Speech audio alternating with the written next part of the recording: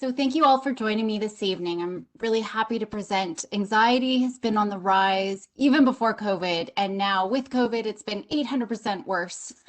um, in our kids, in ourselves, in our families, and just the world whole, we see a lot of anxiety. There's so much to share. As always, if you've seen me present, I always have so much to say. I will go through as much as I can in the 2 hours that we have, but I'm really addressing the most important parts as we go through all of this. So I've done a lot of research. I do a lot of clinical work. I've been working with kiddos for over 20 years, but the most important thing that I want to share with you is that I'm also a mom. And I have two girls of my own who are anxious. They're on the anxious side. And they're not this young anymore. This is my older one. She's now, she's going to grade 10 soon. And my little one, Willow. But I want to share that because I know how hard it can be to be a parent and to implement a lot of the strategies. As much, everything that I have put together into this compass, it's really practical strategies that you can take and use tomorrow.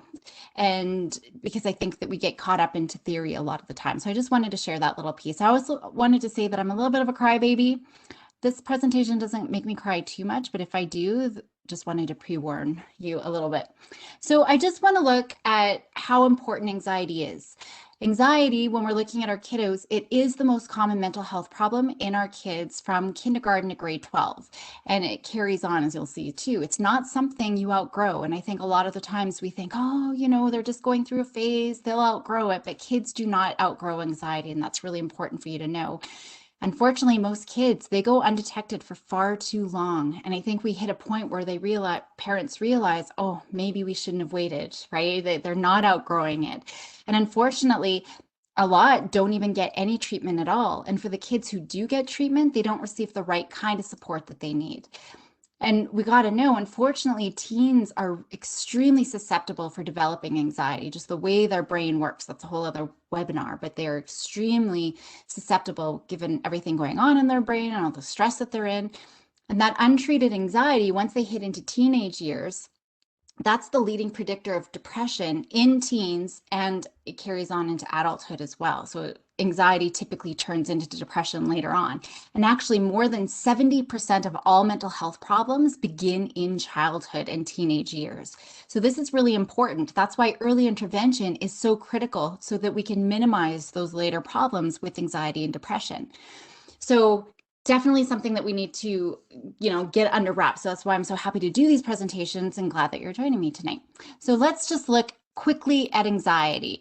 We have this pre-built flight, fight, and freeze system to help protect us. And here's a really simplified view. So this little thing here, this pink, it's an amygdala. We have two, one on our left and one on our right. It's about the size and shape of an almond. When we see a threat, the brain, so saber-toothed tiger, we don't have saber-toothed tigers anymore, but we see a threat, and this little amygdala, it's the emotional processing part of our brain. It sends signals to release adrenaline from the adrenal gland. So the alarm goes off, it sends out signals to our body and the rest of the brain, and all the blood rushes out of our thinking part of our brain into our motor cortex to get us ready to fight or flight. But these are our adrenal glands over here, right up, our kidneys, and these adrenal glands are on top of our kidneys. So that sends out those, the adrenaline, right? So that we can fight or flight. And because our adrenal glands are sending out all these hormones into the body, we start to experience physical emotions.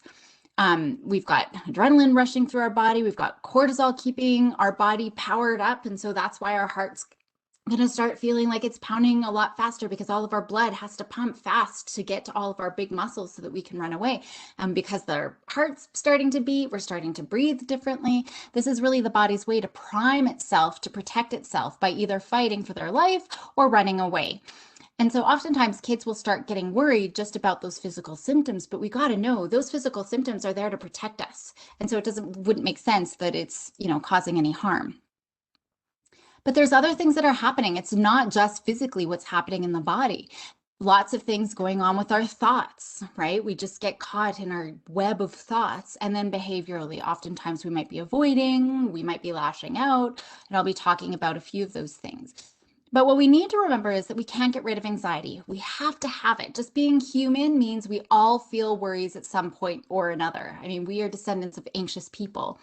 It's normal. It protects us from danger. And bonus, it can help us do our best. And I think that that's really important. It can help motivate us when it's at a good level, right? So it's important to understand that whenever anxiety shows up and whatever it brings up, even physiologically, it's not dangerous. All of that stuff is meant to protect us. So it wouldn't make sense if kids are feeling or people are feeling like, they're going to die and it's a horrible thing. It feels horrible, but it's not going to be fatal. But it does become a problem, even though worries are normal, it does become a problem when they start to take over. And so we can look at these normal versus distorted worries. A lot of normal worries are to be expected. Anything that's necessary for survival, right? Separating from adults when we're little, that makes sense that we're going to worry about being away from our people because something could eat us, right? Any new life transitions, going to a new school, starting a new job, that makes sense. We don't know what's going to happen. We're going into a new situation. So that would make sense. Whenever we have to face anything stressful or unfamiliar, worries are to be expected. And we do see developmental worries, for younger kids, separation anxiety makes sense. For older, high school kids, what am I going to do after I graduate from high school? That makes sense that there's a lot of worries.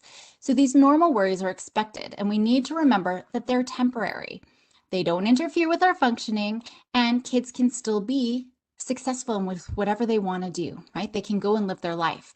We know worries are normal when there's a beginning, a middle, and an end. But when anxiety starts to become a disorder, there is no end. It just seems to go on and on and on and on. And the other thing is, too, we know it becomes a disorder when worries become so excessive and so extreme in relation to the situation. When we're telling our kids, it's not a big deal, calm down, right? Don't worry, there's nothing to worry about. There's all of this anxiety, all of this upset with no real threat. And then they experience anxiety more often, more intensely, and more frequently.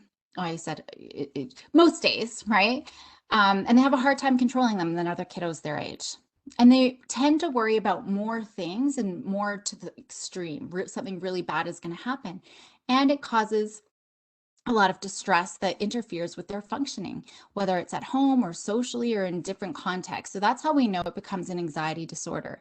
It's this overactive amygdala. It's setting off alarms all the time. It's uber sensitive, and it's just setting off all kinds of alarms all the time. And it starts to become a problem when it's taking over and kids are flooded with these uncomfortable feelings in their body and these intrusive, scary thoughts, and they're wanting to avoid doing things, or, they're lashing out, even though there's no immediate danger. Even we're like, there's nothing going on. There's nothing to worry about. They still have these big over emotional reactions. And guess what? The brain can't tell the difference if there's a real threat, if there really is. For me, it's not saber-toothed tigers, but cougars. Cougars I am terrified of. Our brain can't tell the difference if there is a cougar right in front of us, or we just think there might be a cougar lurking somewhere. The brain can't tell the difference. So all of these things still happens. It still sends off those alarms, and we get all of those feelings in our body. And so just expecting something bad to happen, it's enough to set off our amygdala. Once that alarm is off, like I said, our thinking part of the brain is literally shut off because all of the blood has rushed to our motor cortex. So that decision-making part of our brain, we don't have any more control. It is short-circuited. And so that's why it's really hard for kiddos to calm down in the moment. And we're trying to, say it's not a big deal because those things are still happening. And kids continue to stress and worry themselves with their own thoughts just by thinking of it. So when we look at a very basic form of anxiety, what is it? We get overwhelmed with stress. We're just like, this is too much. I can't handle it, right? And that's where it is. I can't handle this anymore. Now, I'm not going to go into all the reasons why our kids might, have a lot of anxiety and why they're so stressed more than ever before, not just COVID, even if it wasn't COVID. Our kids are more stressed and more anxious. But I will say it's largely perpetuated with access to screens and technology. But all of this to say, there is a silver lining. Anxiety is one of the most preventable and treatable disorders out there, which is why I love presenting and giving you the right tools. Because if we know how to help support our kids, anxiety doesn't have to be a problem. It's just knowing how do we help them. The other thing I want to say is knowing where anxiety comes from isn't uber helpful. So don't focus on the why. We're already predisposed to anxiety. There's lots of risk factors for sure. And if there are stressors, we know we can control, like screens that are causing our kids to have a lot of cortisol and adrenaline and, causing a lot of problems, we can reduce some of those stressors. But otherwise, it's important to know, we're all predisposed to anxiety. If there are things that we can do, that's okay. What's more important than knowing why we might have anxiety is how anxiety is maintained. What's maintaining that anxiety? That's usually where we come in, whether we're parents or teachers or just other helping adults, because we tend to do things to make things worse. And again, I just want to mention the screen thing about, one of the things that are contributing to some of our anxiety. So fun fact, by the time they are 11, kids have seen over 8,000 murders, 100,000 other acts of violence just on TV. That sends a lot of cortisol. And remember, the brain can't tell the difference. We might rationally know, hey, that's just on TV, but it's really hard. So we know through the research, no exceptions. All screen time is linked to less happiness and far more loneliness, depression, suicidal thinking, and anxiety is the butt of all of that. When we look at, pre-TV days, if something was happening in your village, you really didn't know unless someone was running from little hut to hut telling you what was going on, or from one village to another. If a messenger happened to come, you might know about what was happening one village away. But now kids have access to breaking news from around the world, and they have a really hard time separating this is happening over there on that side of the world. It has nothing to do with me. Or they're just being constantly bombarded with everything going on. COVID, COVID, COVID, COVID, or tsunami. I've got kids who are terrified, in Calgary of a tsunami hitting, which we know is impossible, but they're seeing it from across the world and they just have no idea that it can't get us. Something can get us. Now let's go into some of these adult traps. I don't want anyone to feel bad. I always say disclaimer, ignorance is a bliss. So if you're already feeling guilty, as we usually do as parents, I always say, here's your baby and 5 pounds of guilt compounded in, every single day for the rest of your life. This isn't meant to make you feel bad, right? I want you to help your kids to feel better. We just don't realize that we might, when we're trying to help our kids, we might not realize we're inadvertently making things better and making things worse. So, if you want to leave now, now's a good time to, but like I said, it's not meant to make you feel bad. It's just for you to be aware of the traps that we fall into, because anxiety likes to suck us in. It's kind of, a cult leader that way. It just likes to suck us in and suck our kids in and suck everybody else in. So the point is really to think about what you might be able to do differently to help support your kids right away. Now, one major trap is modeling our own anxious behaviors, because kids learn and watch from us. So it's important to think about, what anxiety am I showing my kids, or avoidance behavior? Now, if you're a fantastic parent like I am, this is the trap that I always fall into. I love pulling practical jokes. And I know it's not good, especially because I have 2 girls who have, some anxiety sort of difficulties that they're struggling with. And it's so funny to pull practical jokes on the things that they're worried about, like going to the dentist. And I always joke about their teeth getting pulled, and I get them so worked up. It's not a great thing. I'm still working on it too, but that's, my big trap. We use catastrophic language where we provide safety info to kids. It's one thing just to say, hey, kiddo, make sure you lock the door behind you, right? If I'm going to go out for an hour, I'm just going to go to the store. Don't open it. Just keep it locked behind you. But then we add the catastrophic language. What will happen if they don't follow that safety info? Somebody's going to break into the house and they're going to steal all your stuff and they're going to snatch you up, right? Our words are really influential on our kids. All we have to say is, hey, kiddo, make sure you lock the door. Don't open it to anyone. Or, hey, kiddo, just throw on your seatbelt. That's all we need to do. Otherwise, you're going to go flying through the windshield. You're going to smash your head open. You're going to be quadriplegic, right? We add all this catastrophic language. Even just the, watch out. Oh, you're too high. Come down. You're going too fast. Be careful. All of those things, while I know we're trying to protect our kids and to keep them safe, and we're trying to minimize that risk, what ends up happening is we are creating more anxiety and stress in our kids, and they're learning not to take any risk at all. So us telling them to be careful all the time, that can really strengthen that anxiety signal, right? And that trigger is going to go off way more easily. And we're essentially telling them, you can't handle it. You can't do it on your own. I don't trust in you, right? I don't believe in you because I don't think you can handle it. That's why you got to slow down. The most dangerous word in our language is no. Hearing the word no, that releases stress hormones in your brain and the kid's brain, right? So shifting what we want to pay attention to versus telling them no and screaming at them. Now, I mean, my daughter now is starting to drive, and man, like, last night I thought I was going to have a heart attack. She came about this close. I thought for sure, I don't know how I didn't lose my side mirror. Right. But anytime, at one point I did scream at her because she's going fast. And there was a mom with her daughter crossing the street. And her daughter must have been like 4 or 5 years old on her bike. And they're crossing the street. And my daughter's not showing any sign of slowing down. So that was one point where I'm like, you got to stop. And even the mom had started to panic because she ran with her daughter. They ran as quick as they can. She's like, Mom, I'm stopping. I'm like, you got to stop sooner than like right before. But that really stressed her out, and she was shaking and had to pull over. And so the rest of the time I bit my tongue, even though like, she was so close several times to other vehicles. But I knew it was going to be stressing her out more. We got to be careful of that. Being too strict, having too high of expectations, that can make kids feel like they're never successful. They're never good enough. If even we're nitpicking their chores, like, hey, dude, thanks for doing the dishes. Look, you missed a spot. That can start creating a lot of stress for them. And it doesn't even have to be very extreme, right? Just always correcting them for something that they missed. Or we're always praising our kids for being the smartest, for being the best goalie, being the best on the team, right? Because then they think they have to be the best, and they're getting all these accolades when they get the trophies. And then they don't get any recognition really when they lose and when they're not the best, right? Or if they do lose a game and we downplay it. If we say, oh, kiddo, it wasn't, you played a great game. It was your goalie. Your goalie was off today. No, you were part of that team. You all had a role to play in that game, right? So not giving reasons why they should have won. Rushing is a big one. That reinforces anxiety, super anxiety provoking.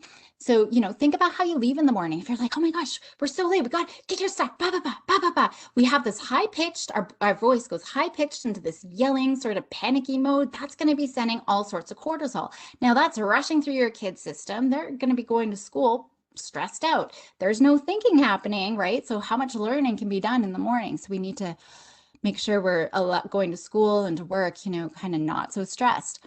Or we push our kids. I remember going to one of these toddler classes. I mean, these aren't toddlers, but one of those Gymboree classes with the creepy clown, and there's the parachute, and we want to put everyone under the parachute, and with all the kids, and it's super exciting. But one day there was one kiddo who was terrified to go under the parachute and was screaming like he was not going under there.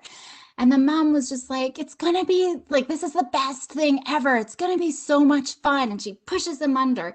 He didn't enjoy it. It wasn't the best. It wasn't fun. We can't just push them. We need to be able to prepare them and prep them. Another trap is wanting to talk about the anxiety. So if we know our kiddos, for example, have social anxiety, and we worry about what they're doing at lunchtime, right? And then we start asking leading questions. Hey, kiddo, how was lunch?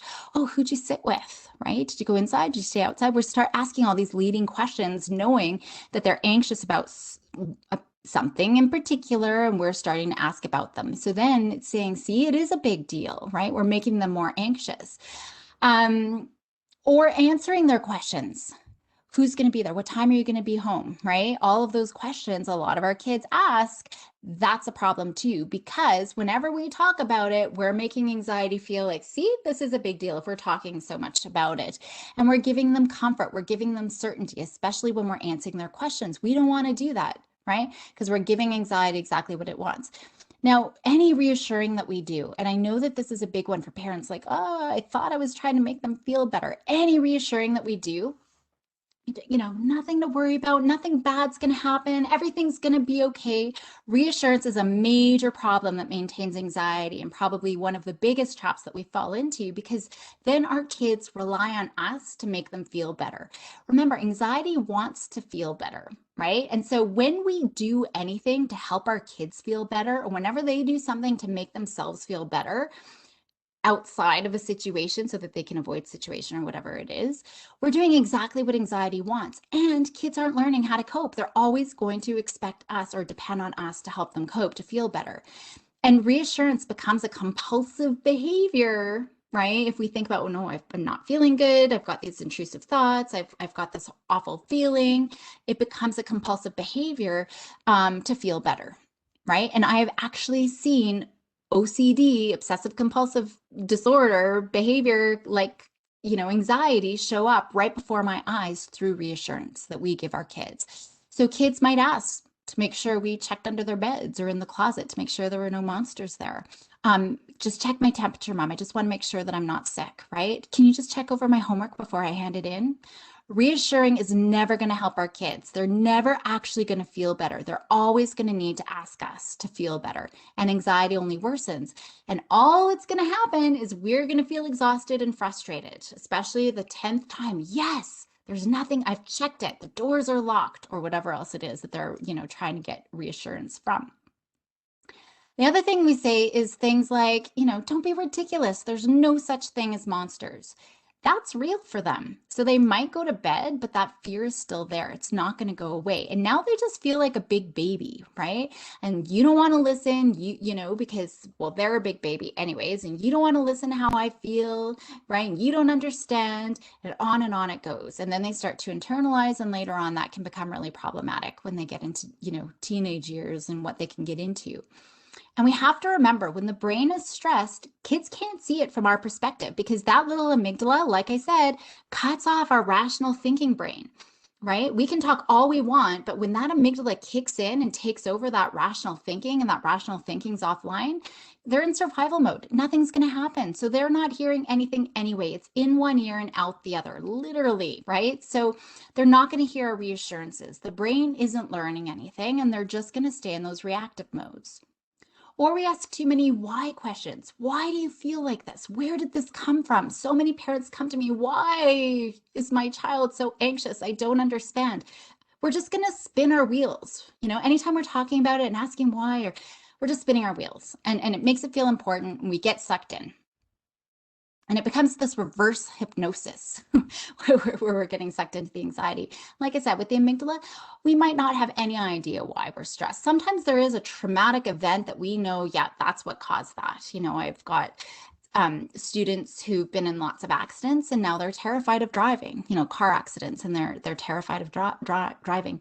But something can trigger that amygdala that we don't even have any awareness of. That amygdala's job is to associate memories to things, and it's usually fear-based memories. So it could be the smell of something that can trigger off that alarm.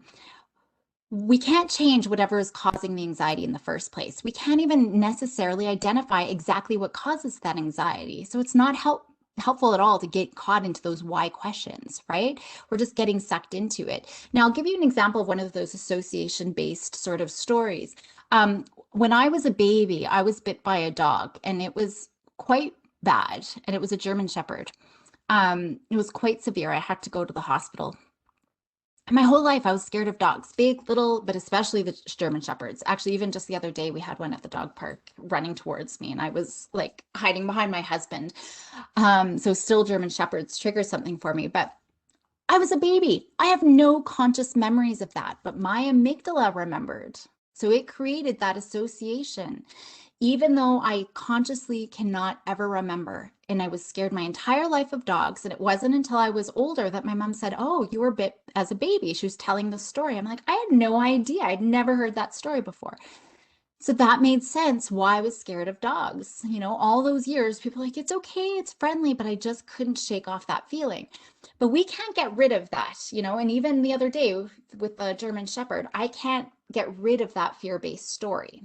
And I'm going to talk a little bit more about this, but we can create new stories. I've got two dogs, and now I know that they're super friendly, and I've created other stories to help contradict that previous story that I have. Another thing that we do is we blame genetics, right? We talk about the imbalanced brain chemicals, right? And that creates a sense of permanence and the belief that there's nothing I can do about it. That's really damaging because anxiety is all about what we can do about it. It's not about taking medication, right? There's things that we can do. And it's especially, damaging for teens because all of this time, if they think, oh, all the messages they've heard, oh, she comes by it naturally. We're an anxious family. She's always been an anxious kid. That creates a sense of identity. And when I say, hey, there's actually something we can do about this, we can definitely change it, right? They get really mad at me because that idea that anxiety is changeable. No, it's fixed. It's part of who I am. So that can be really damaging as well. We also bubble wrap our kids, right? We have this, we all know about helicopter parents, but we've got these lawnmower parents now who just creates a nice smooth path for their kids, right? There's no bumps at all. That's a problem. That suffocates resilience, and we see these leads to spikes in anxiety. It worsens it. Now, one thing that we can look at is accommodations. Can you guys think of a synonym for accommodations? Because there's a lot of accommodations out there for a lot of kids, and a lot of accommodations for certain kids can be really helpful to support them. In the classroom, we see a lot of accommodations for kiddos with ADHD or learning disabilities or autism or any, sorts of differences in the classroom to help support them. But in the anxiety world, accommodating actually is a problem. That likely means we're enabling anxiety. We're worsening anxiety. We make it worse because we're giving it exactly what it wants, certainty and comfort. Anything to do to make that kiddo feel better, we are worsening anxiety. We do it all the time without even knowing. It's so subtle, right? So it could be, you've got a screaming kid who doesn't want to go to their swimming lessons, and you're like, no, it's okay, kiddo. I'm going to come and I'm going to sit and watch you for the whole thing. I can't wait to see you swim, right? If they're putting up all the fuss. Or, one more hug,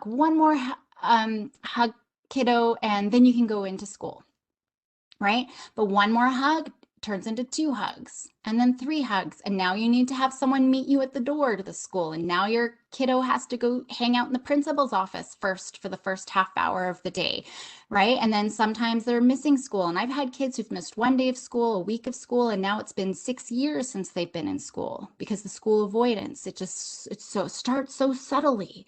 And then it turns into this big ball of a problem. And we're wondering, how the heck did we get here? And it's just these small little accommodations that we do. So what should be a 10-minute drop off, right? Or a 10-minute bedtime routine now takes 2 hours of bedtime routine, trying to sit with them and quiet them and sleep with them, right? So yeah, it's just really sneaky, these accommodations, because they are so enabling.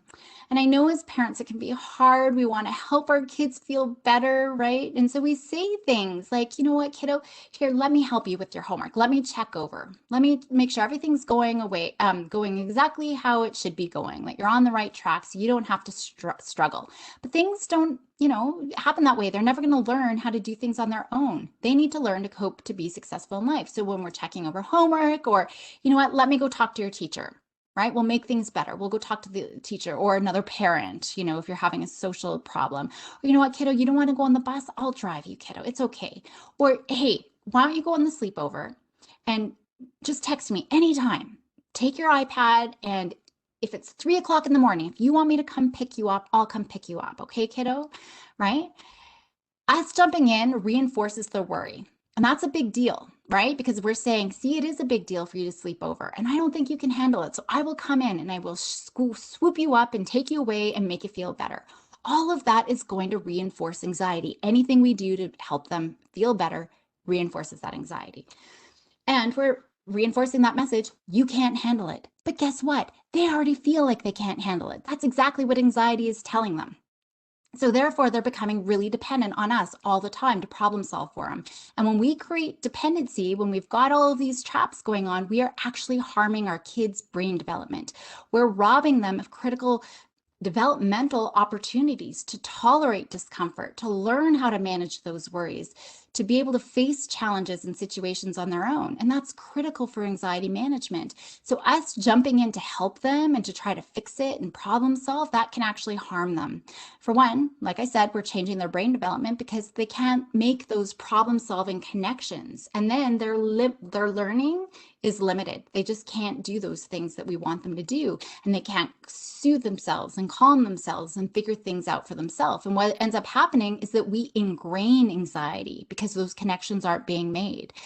And actually, we're making our kids even more vulnerable because then they have no experiences or opportunities that they can draw from to say, hey, I can handle this situation, right? I can cope with even manageable amounts of stress. And what should be manageable for a kiddo, it becomes unmanageable. And even just tiny, tiny daily stressors become a big freak out because they've never learned that they can cope and manage things on their own. So their confidence is shot, their determination is shot, and their resilience, all of it, it's stunted when we're always jumping in all the time. So we really have to start to look out for how we are creating these dependency traps. What are we doing as adults for kids that they can do for themselves? Where are we accommodating for anxiety? How have your accommodations grown, right? We need to build awareness about the patterns we've created that worsens that anxiety. And then we can move into what's actually going to be helpful. But I spend a lot of time just on these parent traps. I mean, I used to talk even longer about these parent traps, but that's really important to know. If we are still maintaining anxiety, it doesn't matter what strategies we're putting into place anywhere else. So that's a lot to say. So now what? Where do we go from here? Well, when we're addressing anxiety, it's critical to take a family approach. We can't just put it just on the child. And I get that all the time. Here, fix my child. No, I need to see the whole family, right? Because it's usually a family, it's the traps that we're falling into as a family. Parents do play a really critical role, or teachers or other helping adults too, who don't think that, they think they're doing the best for the kiddo and they don't understand these patterns.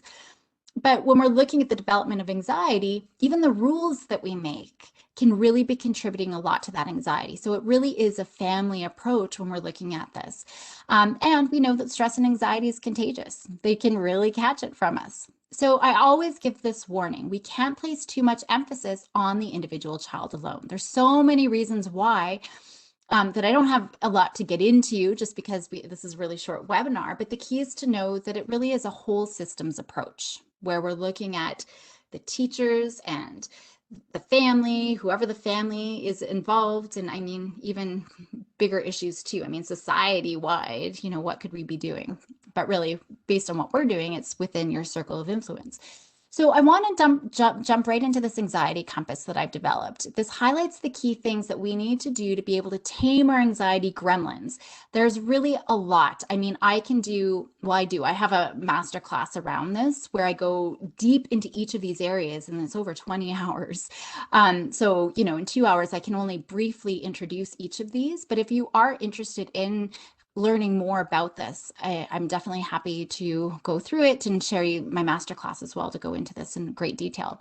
Now, the first part is to understand. It's really important for all the adults, parents, teachers, other helping adults, other professionals as well.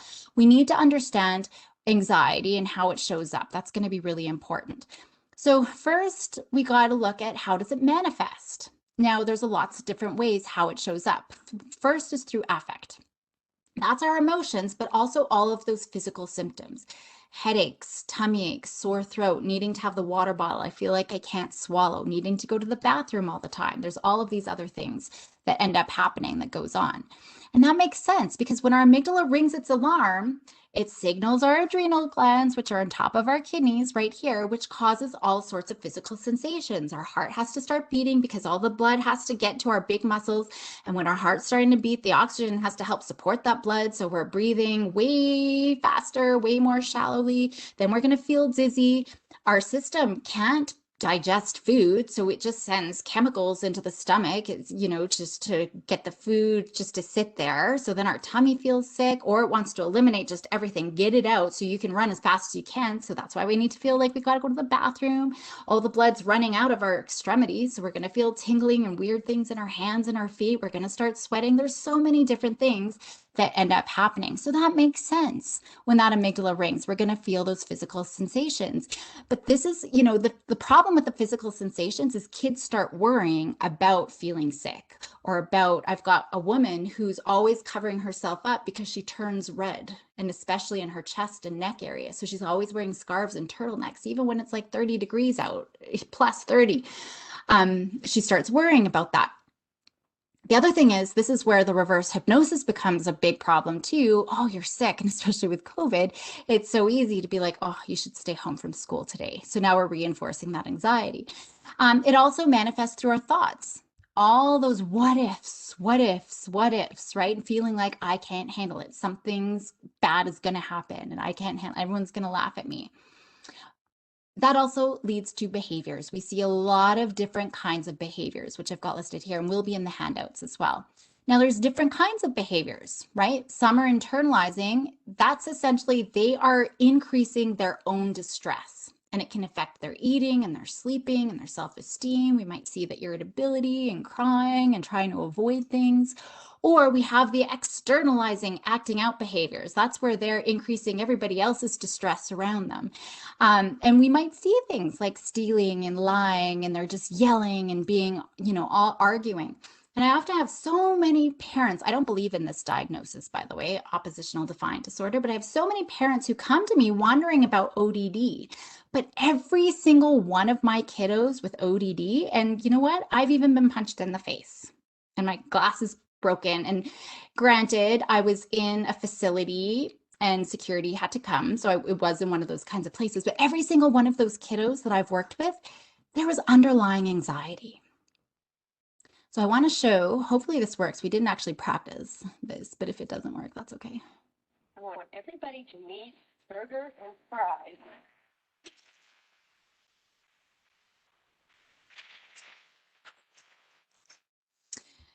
I should have warned you guys. Sorry if you have animals. I know my dogs downstairs are going a little bit crazy. Now, pretty vicious cat, right? Looks like a vicious cat. I would not want to pet that cat, but it's obviously somebody's cat because there's tags and that it looks vicious, but it's a scared cat. And that's the first sort of reaction. I've got, I remember hearing a story about someone's dad who was, 70 some years old, and he was in the shower and he heard his wife screaming downstairs. And so he ran out of the shower buck naked and went down. And this was in the States, by the way, went downstairs, and there was a burglar in the house and had grabbed the wife with a knife to her throat. And the dad just went really big and was like, "You get out of here." And the man ran away, and then the dad crumpled onto a ball and started bawling, terrified, but he made himself big and angry and intimidating. That's what our brain does. So you think about a time where maybe you've hit your, you hit your head on the hood of your, or not the hood of your car, like the trunk thing, or you know what I mean, some part of your car, you hit your head, or you stub your toe, you hurt yourself. The first thing you typically do, maybe you specifically, but a lot of adults will probably swear. Shoot. It's the pain part of our brain. And the pain part of our brain that's triggered comes out as aggression. And that is a lot of what of our kiddos who've got those acting out behaviors. It's underlying anxiety. And I've got one kiddo now, he's just a little guy, and he's been kicked out of a couple of schools. He's only in grade 2. And all they see is this ODD kid, but it's anxiety. His anxiety underlying is so deep. And so we really got to remember there's no such thing as bad kids. They are protecting themselves from something. They are defending themselves. So I think that that's really important for us to think about. Now, I've talked about the traps.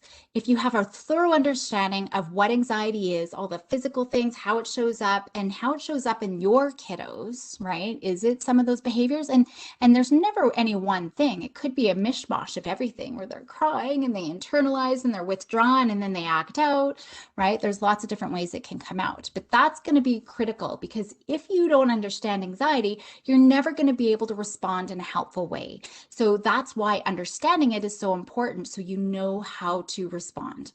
So that's going to bring me to the next piece of the compass, which is all about our ability to connect with our kiddos, and especially when it comes to helping them manage anxiety versus worsening it, right? In our role, we don't want to worsen it. So that's connecting.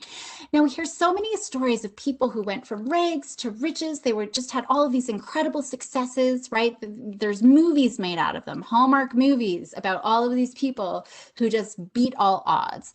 But you got to know, no hero was ever self-made. And that's why I never want to put focus on the one child, the one individual. Every single one of those stories had at least one person or probably a team of people and maybe, little subtle things along the way. They made it all happen, right? They helped shape that person and support them and offer that success.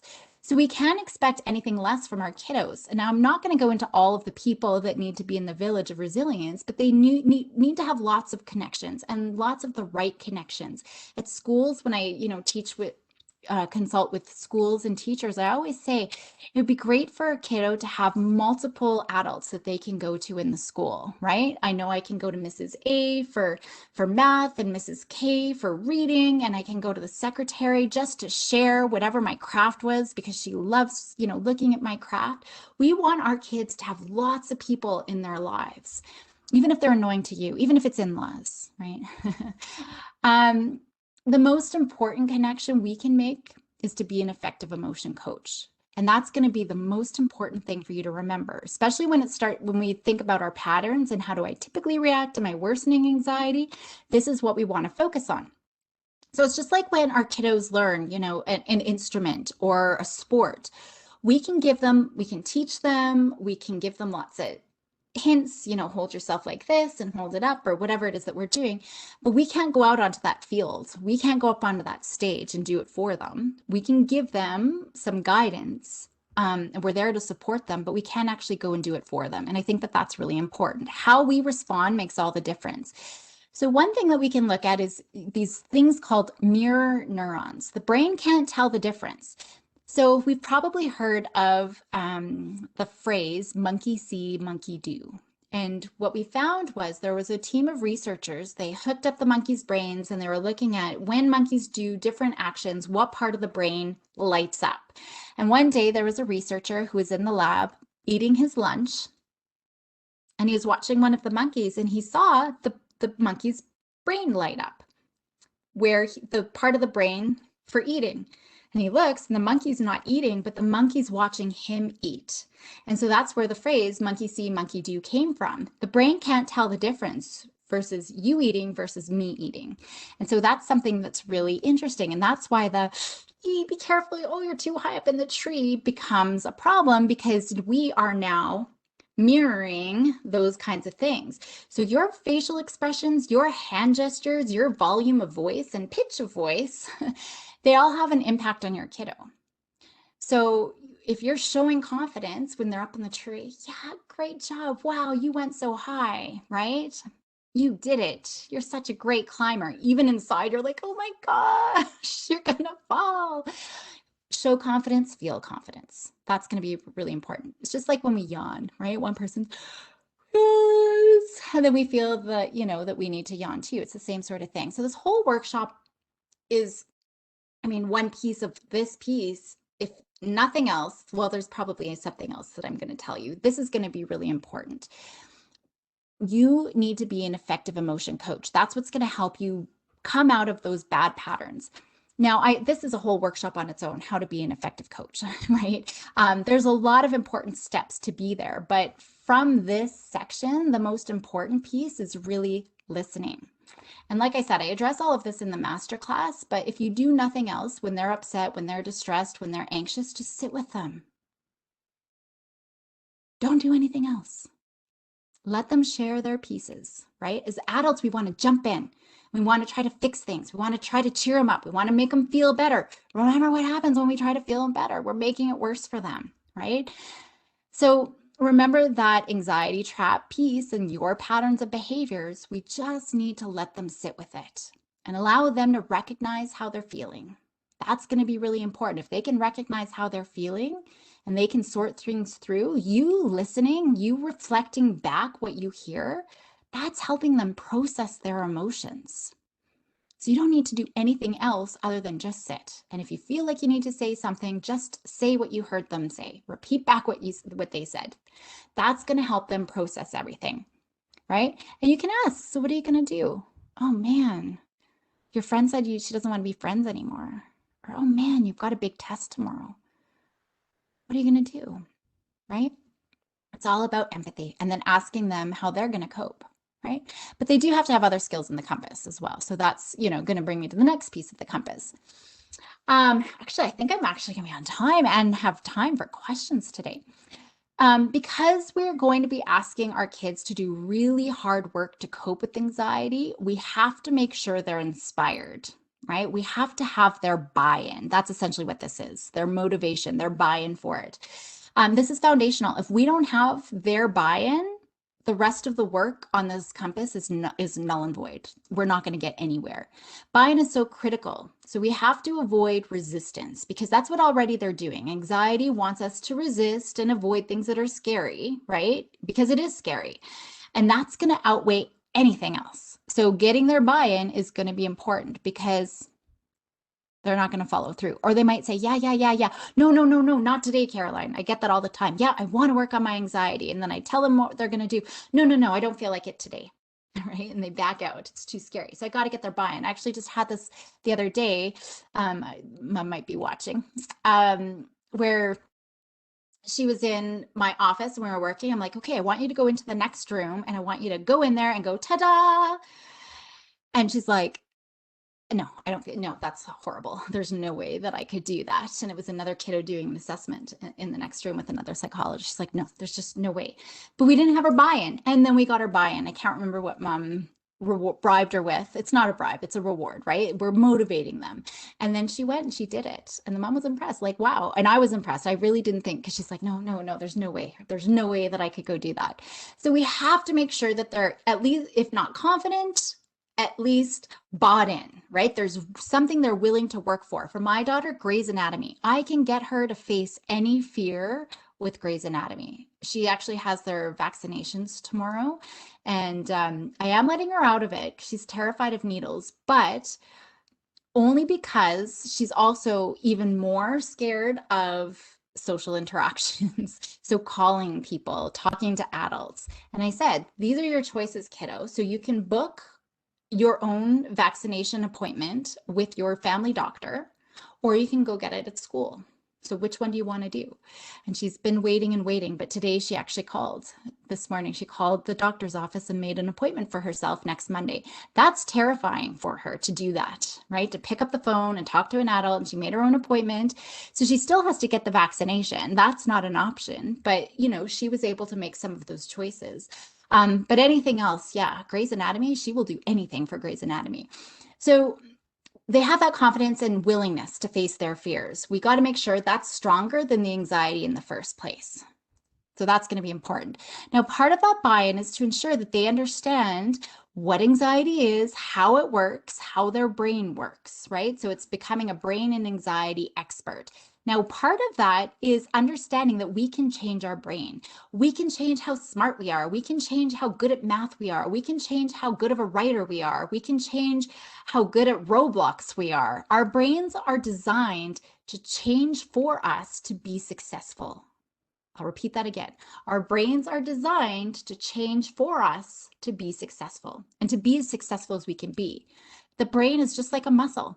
It gets stronger the more that we use it. Practice really does make perfect. The more we work it, the smarter we can be, the braver we can be, the more whatever we can be. Actually, 1 hour of practice doubles those neurons in the brain. So that's why we usually practice things for an hour. So it's the same thing with being brave. If you can work on being brave 1 or 2 hours a day, oh my goodness, you're going to be, unstoppable.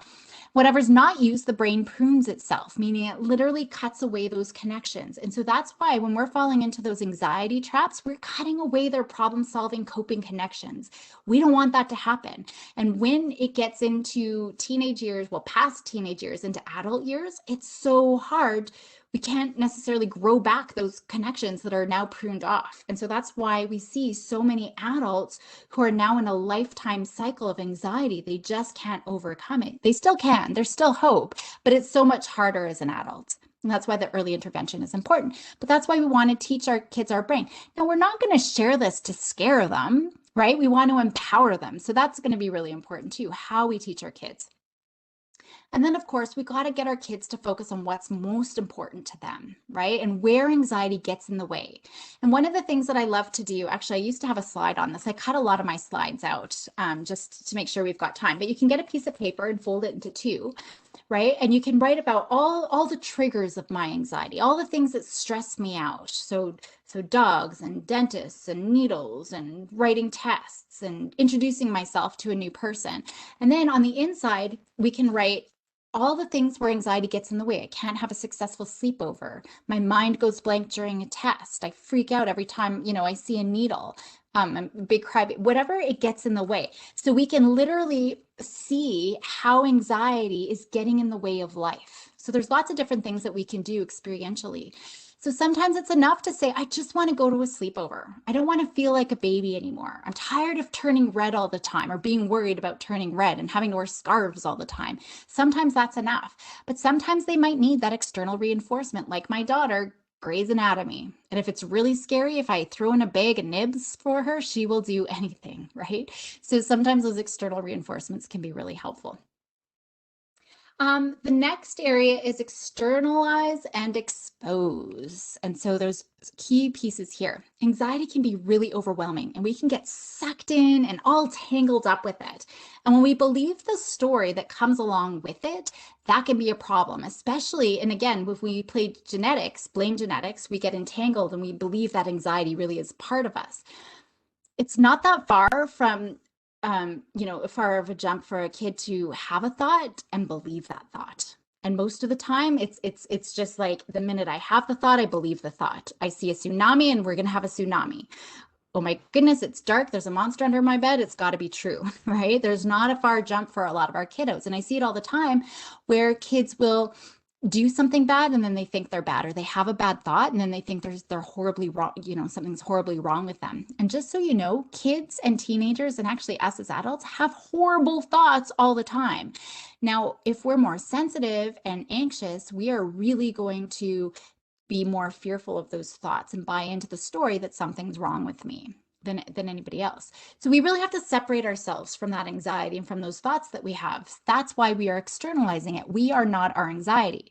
So I have kids and teens and even my adults draw what they think their little amygdala troublemaker in their brain looks like. And we give it a name.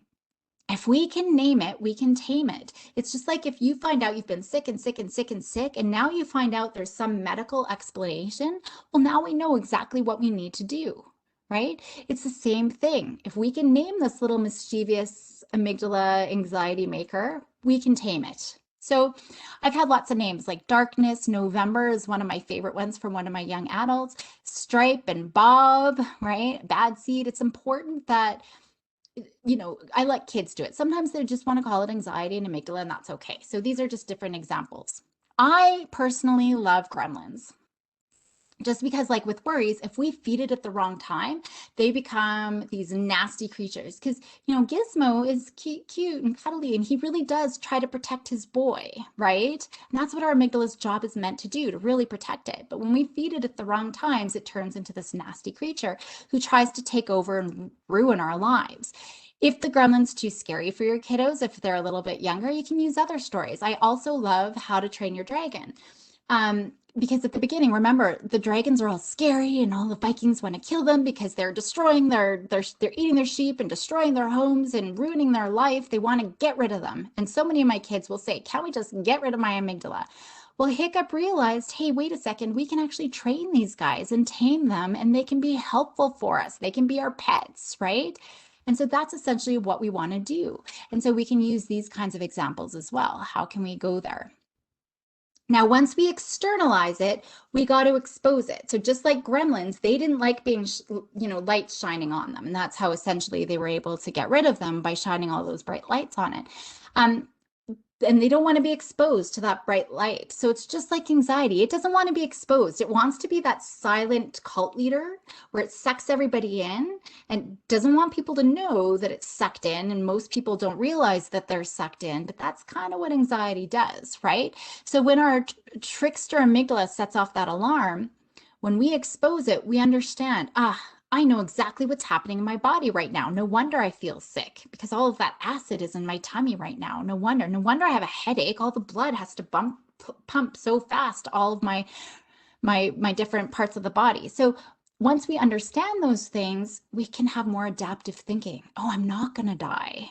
My body's trying to protect me. I know what it's doing. Or the thoughts, oh, Bob, yeah, that's your story, gremlin, that you always like to tell me. Same old story, right? Trying to stress me out just like every other day.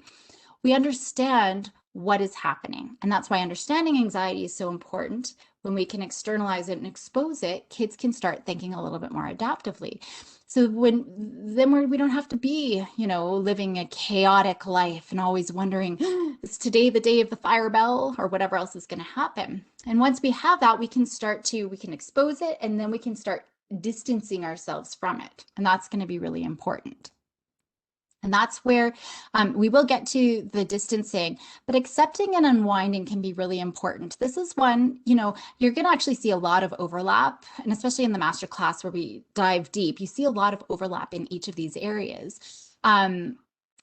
But I'm only going to touch, I'll just quickly talk about unwind. But today, I really only have time to talk about the acceptance piece in a short period of time here. The unwind is really more about relaxation strategies, which isn't the focus of today for this workshop, because today I really want to focus on anxiety strategies. And just so you know, relaxation, breathing, meditation are not anxiety strategies. And so if you're doing those and it's not working, probably a reason why. They're not anxiety strategies, not per se, right? And especially in the moment when your kiddo's panicking. Now, certainly there are kiddos who can benefit from that, but they're not necessarily the anxiety strategy that we need to put into place. So you do need to understand there is a role for them, but it's being proactive.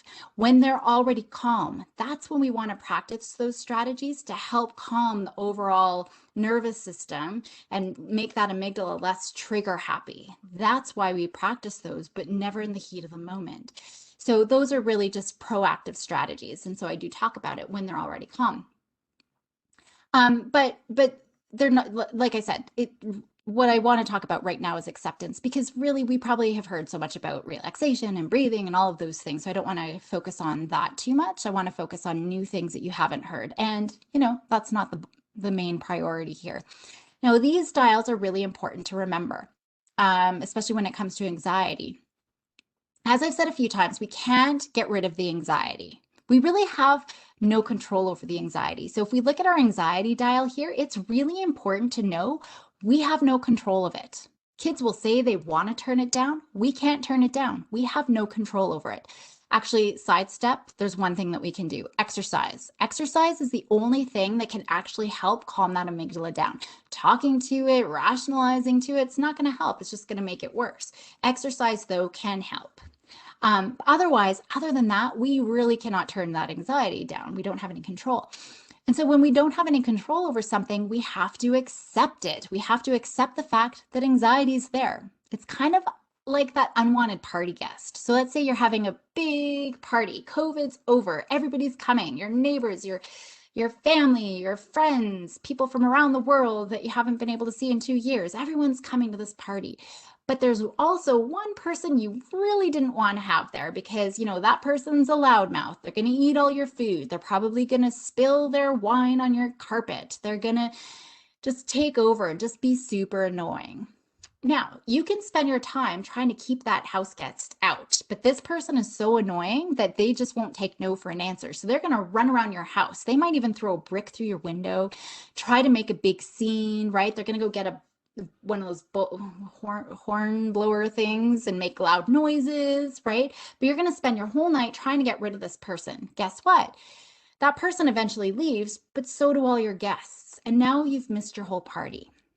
Or you can accept this annoying person is here, let this person in, you can hear them or her, you can hear the person around in your house. Sure enough, they spill the wine, they're talking, they're eating all your food, they're really annoying, but you can still visit with your friends and your family, right? So which would you rather? Spending your whole time trying to keep that person away and missing out on the rest of your life, or just come on in, gotta accept you, you're part of family, I'm gonna hear a mouthful anyways from everybody if I don't let you in, and then I can enjoy the rest of my life, right? So that's why the acceptance is really important, because if I can accept it, I can still live my life. And I spend a lot of time with a lot of people who say, you know, I've tried all the strategies you said, Caroline, and I still feel really anxious, or my kiddos still feel really anxious. It's not going to go away. We have two amygdalae in our brains. They're there to protect us. We cannot get rid of anxiety. And that's why this piece is so important for us to understand. And we're going to get into a little bit more about tolerance later on in the compass.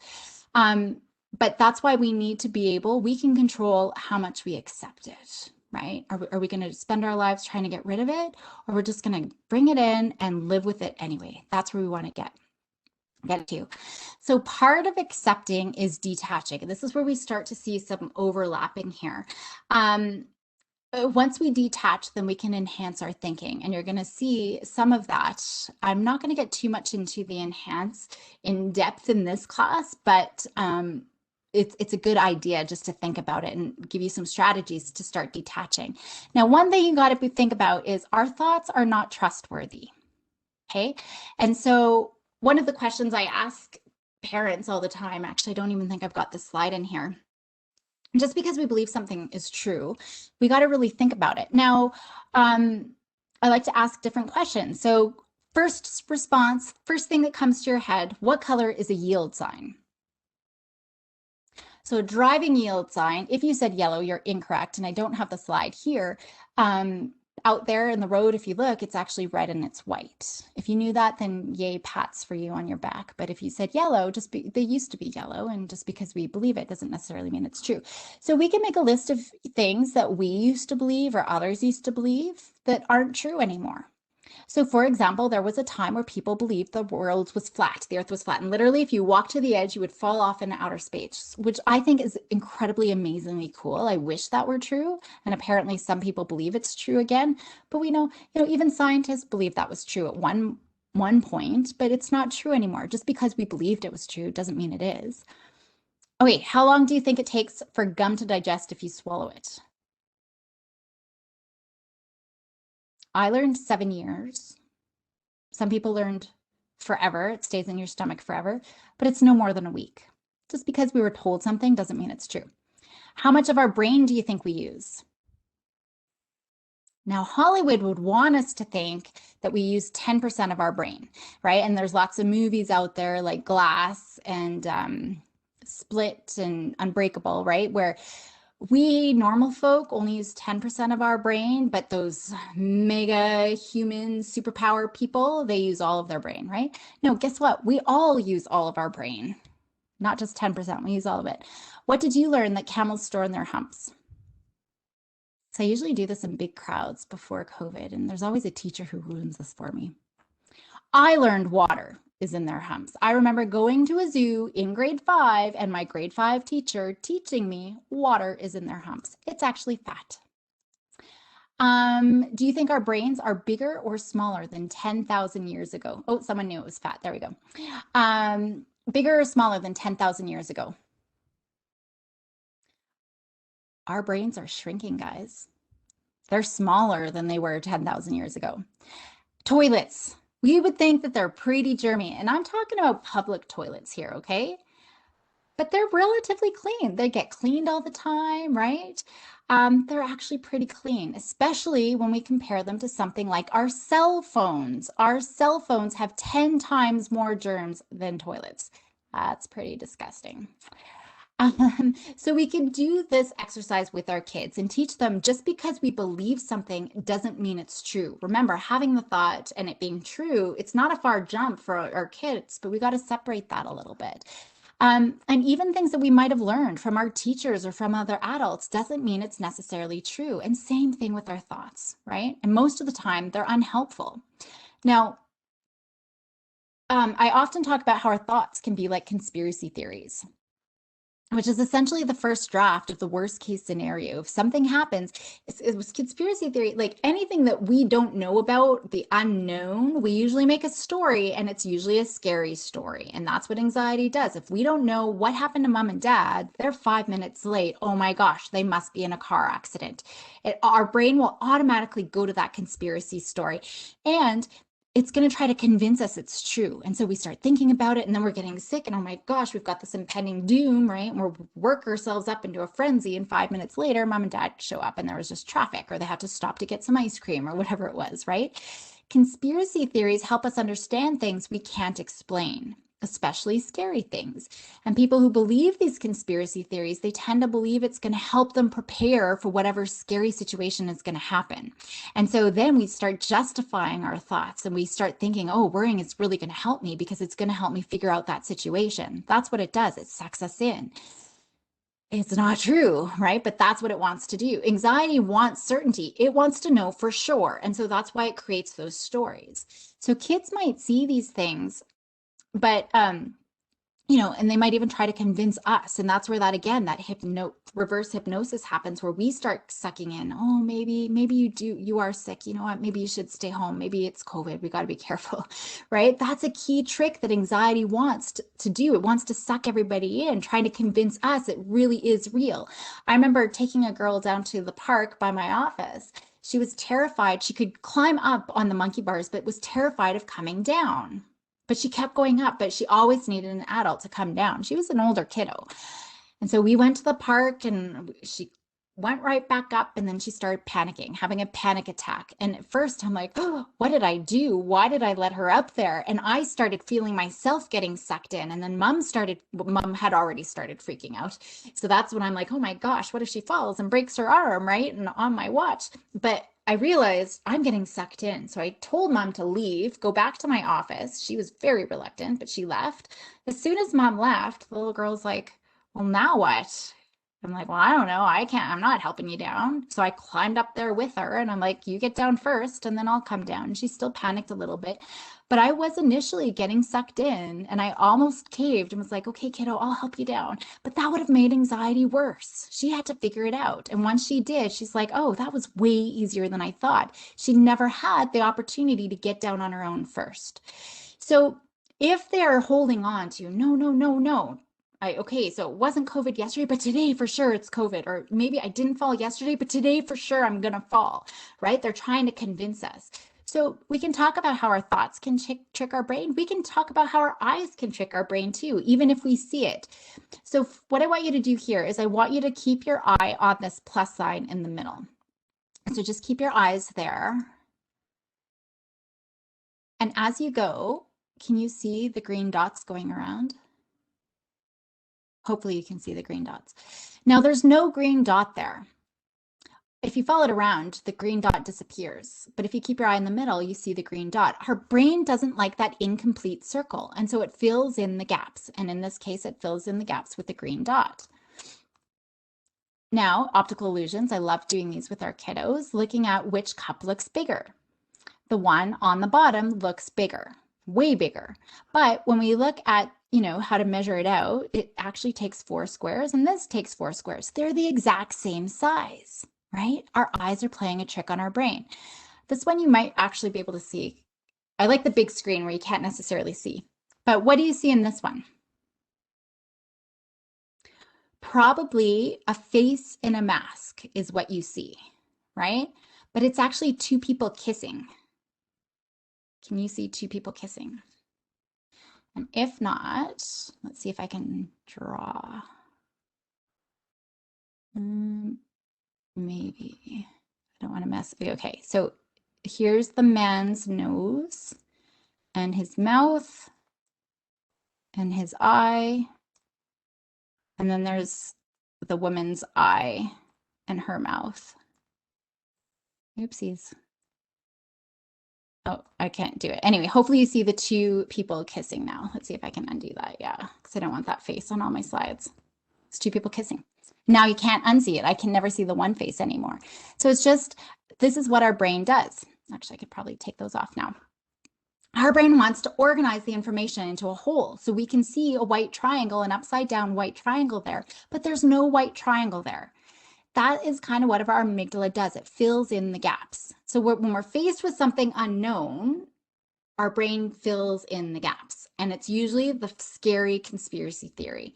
And most of the time, we got to know it's wrong 99% of the time. So I think that that's really important, how we can see what our thoughts do. Now, I just want to do a couple of activities to show you how powerful our words are, because a lot of the problem is language. When I go to the dog park with my dogs, there's one particular dog park where there's this one husky that hates one of my dogs. And every time we come to the dog park, if that husky is there, she attacks my dog.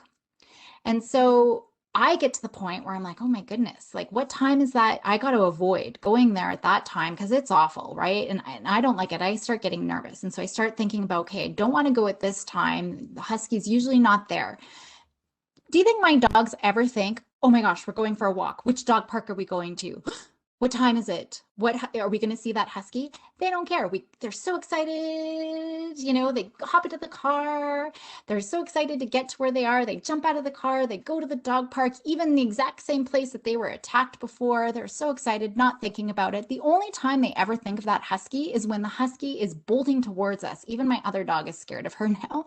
So they both run between my legs, only when they see the husky. And then guess what? When that husky's owner grabs her or takes her away, they're happy again. They're not looking over their shoulder. Where did that husky go? Is she going to come back and attack us? Right? They've forgotten. It's language that we can hold on. Oh my goodness, is that bully going to be there today? Oh, I see him over there. And then we're hyper vigilant about that, right? It's language. So let's look at the power of words. So I want you to complete the following phrases with the first thing that comes to mind. So once upon a, there's no place like, blondes have more. Now think about, why did you say the words that you did? I bet most of you said once upon a time, home, fun. Yeah, looks like some people had that. Exactly, right? So why did you think about those words? We have a history with language, and that history, it's entrenched certain things in our brain circuitry, right? And we can't change those established networks. Once upon a time is always going to stay in your brain. There's no place like home is always going to stay in your brain. And I've got kiddos who've done this and they don't even necessarily remember watching Wizard of Oz, but they even know there's no place like home. They usually have a hard time with blondes have more fun. But once you've learned those, you have a history. It's entrenched in your brain circuitry, just like that German Shepherd is entrenched in my brain circuitry. I cannot change that, even though I have two dogs. Now, what I have done, so we can't get rid of those things, right? That's why simply telling your kids, don't worry, is not going to help. They have those entrenched circuits. And now you're not listening to them. And guess what? They're not going to come to you with their worries one day. They're going to internalize it and start to try to cope on their own. And it's usually maladaptive coping, especially once they get into teenage years. We can't do that. We can't unlearn those responses. Just to, like, we can't unlearn these phrases. The same thing with anxiety. We can't unlearn them. And I think I talk about it, but our brain doesn't work in subtraction. It works in addition. So I can't get rid of those stories in fear of even any dog. I mean, German Shepherds particularly, and now I know why, particularly German Shepherds, but any dog that I can't see the owner that's running towards me terrifies me still. But I've added new stories with my dogs, and now I love dogs, right? At a dog park, dogs running towards me, it's fantastic. I love it because I've made new stories, and that's essentially what we need to do. So let's practice a detaching strategy, because that's essentially what we want to do here with detaching, because we get all tangled up, right? So we want to untangle ourselves. So take a moment to think about milk. And if you don't drink cow's milk, think of what other form. Goat milk, coconut milk. I'm a coconut milk drinker. Soy milk. You know, if you've never had any milk, think of another drink. But think about what it tastes like. Maybe a sourness, what it feels like, the cool smoothness.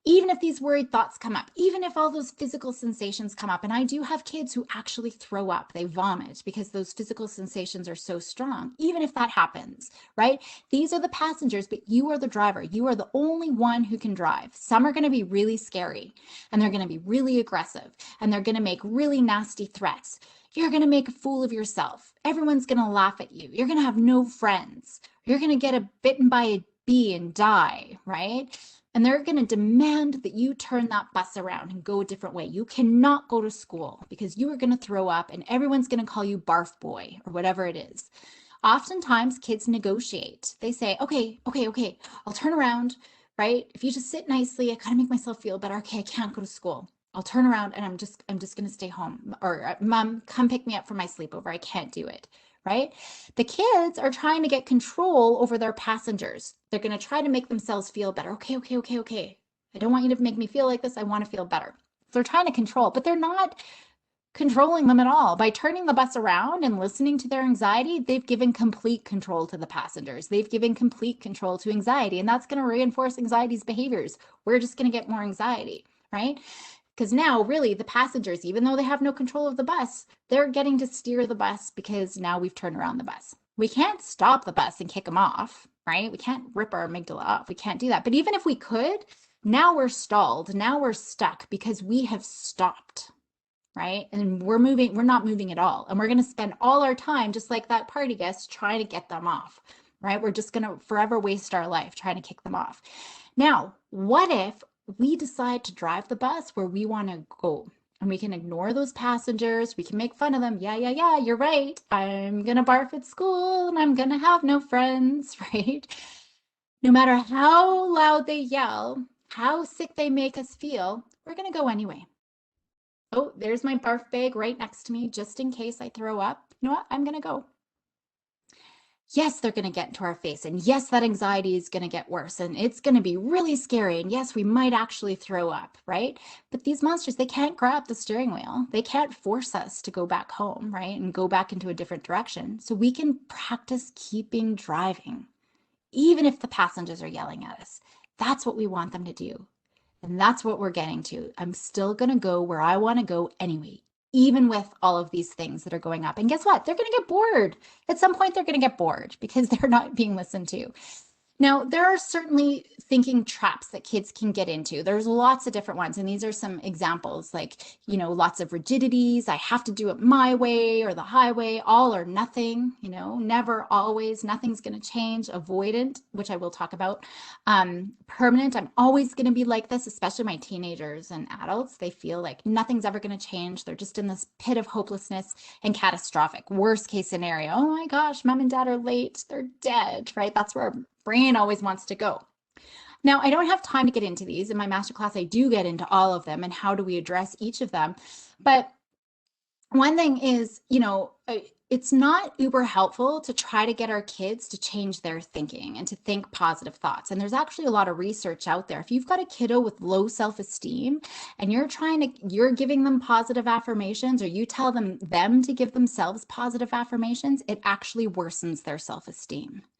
So we got to really understand what's happening here. And that's why that understanding part of my compass is the first piece, because without that understanding, we might be doing things logically. We see so much out there, growth mindset, positive affirmations, but we might actually be making it worse for our kiddos. That's why you got to understand what's going on. But this is still important, especially the language that we use, right? And so there are things that we can do, but there's more important things that we're going to do, which I will get to, just so you know. But when we look at language, it really does suck us in. So for example, swapping what we typically say can make a huge difference in the brain. I can't yet. But we got to get their buy-in, right? If we don't get their buy-in and they don't want to, they're just going to stick with the I can't story. So it's going to be really important. That's why the inspire piece is so important. What if I go to the audition and, mess up my lines? But what is it that I look forward to? Oftentimes when we have separation anxiety, we're dropping our kiddo off at school. It's what if this and what if that? And what if there's a fire drill? What if we're just focused on what's so, worried and saying goodbye. And we're trying to reassure our kids. What do we look forward to? Who are you looking forward to talking to today? What are you looking forward to doing today? What are you looking forward to at recess? What snack are you looking forward to? Right? What are you looking forward to when you get home later on? We can just do these slight shifts. Now, when I go hiking, this is my practical joker part of the mom. No wonder my kids never want to do anything outdoors with me because I'm always like, bear, cougar, even though it's my fear. I always like to scare my kids, which is not great because now they don't want to hike with me. But they're terrified too of bears and cougars. But we acknowledge, yeah, that makes sense. You know, we're going to be scared of things that can eat us. For sure, that makes sense. But you know what? We're going to go have fun on this hike anyway. And so we acknowledge, it's really important that we acknowledge that anxiety. And then we're going to pivot our attention and start looking, instead of only looking for bears, we're going to be stressed and it's going to be an awful hike. We're going to know it's there, but we're going to look for cool things. And so that's what I have my girls. Again, they're really little in these pictures, but you know, they don't come on hikes anymore with me. But we start looking at, what are the cool things? How many cool things can you find? And we usually have a point system, if, you know, kids against the adults. And if you find more cool things than the adults do, you can pick what we have for dinner, right? Or what we go out for dessert or something like that. And so that's that motivation. Okay, I'm bought in. Let's do this. And they almost always win. There are a few times when the whining overtakes that they don't win. You know, so they realize, I don't want this to, I have to hike. I don't want it to be any more miserable than it is. So I acknowledge you anxiety. So we're not trying to distract ourselves. We acknowledge that anxiety. We expose it for what it is. But you know what? I'm still going to have a fun hike. That's kind of what we need to do. When we get stuck, I do find that there's really helpful little things. So I wanted to give you, you know, a couple of these little nuggets just to enhance our thinking. So we got to make sure that we're externalizing, we're exposing, we're detaching, we're distancing ourselves, we're diffusing, untangling ourselves. And then there's things that we can enhance our thinking. And one example are bounce backs. So you can take a kiddo, you know, what if I go to school today and I throw up? Right? Or what if I go to school today and there's a fire drill? What if I go to school today and my best friend isn't there? Who do I partner up with at gym? Right? All of whatever their worries. You become the worried voice. So you throw the ball at them with the worry. You're going to go to school today and you're going to throw up, and you bounce the ball gently. You're not chucking it. You bounce the ball to them, and they are going to offer a rebuttal. So things that we would normally try to tell them to cheer them up and reassure, it's going to come out of their own mouths. Us trying to tell them in one ear and out the other. Them coming up with it and processing it themselves, very, very different. So they can bounce back. Well, you know what? That's okay because I've got toothbrush and toothpaste in my backpack. So it's all good. Yeah, but okay, so maybe you've got that under control, but what if the teacher calls on you in math? You're going to embarrass yourself. Bounce the ball. Well, you know what? Learning the mistakes is all about learning, right? I will learn from that mistake. Bounce back. So you're just bouncing the ball back and forth so they can start trying to reframe their brain. Them being able to problem solve. You know, there are things that I have kids do, like, you know, if they're terrified of getting lost, I will, I had one kid, I actually blindfolded him in my building, took him up to the third floor, took him down, and the building's really long, so it's kind of like a maze, took him down to one end of the hallway. I spun him around 100 times, and then I told him to count. No, I didn't spin him 100 times. I spun him 10 times and told him to count to 100 as I ran away. And I went back to my desk. First time in my office, didn't pay attention to my office because he was so anxious coming to my office in the first place, and he's terrified of getting lost. And now this strange woman has let him off into the building and no idea where to get back. But he was problem solving, so he had to figure out how to get back to my office, and he had no clue where we were in relation, where I left him, where in relation was to my office. So he found the elevator and went back to the main floor, to the main door, and retraced his steps from what he could remember, and he found his way back. So there's lots of different things. Now, one of the thinking traps that I did want to talk about for sure is this avoidant, because kids buy into that story that they can't handle something, and then they end up avoiding. I can't write, and usually with writing, it's a fight. They throw the pencil. No, I don't want to do it. Homework is always a big one, right? And we think it's, oh my goodness, all this argumentation, and they're being defiant. But you know what? It's probably really hard, and they're defending themselves. So when we let them avoid things, we're only making their anxiety worse. And that leads to bigger and bigger anxiety until it's a disorder. So we need to remind them the only way to change their brain is by creating that anxiety, creating that stress, going into it on purpose, making ourselves anxious on purpose. And so that's what I did with that little boy. I, on purpose, got him scared about getting lost. And on purpose, he had to figure it out. I didn't just throw him out there, by the way. You got to give him skills. So that brings me to the most important part of this compass. And I really want to make sure we talk about this at least a little bit. It's dare and defy. 90% of what kids learn is from what they experience. The only way to overcome this vicious cycle of anxiety is to face their stressors. So we need to stop playing defense and reacting and trying to make them feel better. And we need to get on offense and get them out there facing it on purpose. So a great way is to purposely create opportunities. This is called stress inoculation. We want them to manage that stress. So when we go into the dare and defy, there's a few things that you really need to remember. We need to focus on retraining the brain. We're going to retrain that amygdala, just like I did with my brain. Retrain the amygdala to be like, look, dogs are actually pretty awesome. They're butt heads most of the time, but they're pretty awesome. They're pretty friendly. The only way that we can change anxiety, especially in the brain, if we're creating new pathways in the brain, we have to activate those pathways. So we have to make ourselves anxious on purpose. We have to face our fears on purpose. And since we can't erase those formed associations, remember, I can't erase that dog association, we need to focus on rewiring new ones. And we only do that through experience. So I was able to reform new brain pathways in my brain about dogs by getting 2 of my own dogs, right? And having a lot more experience with them. So remember, there's a few key pieces to take away. Being empathetic when they are anxious, so we're not falling into those old patterns that are making anxiety worse. We want to be empathetic. This is another piece that you must remember.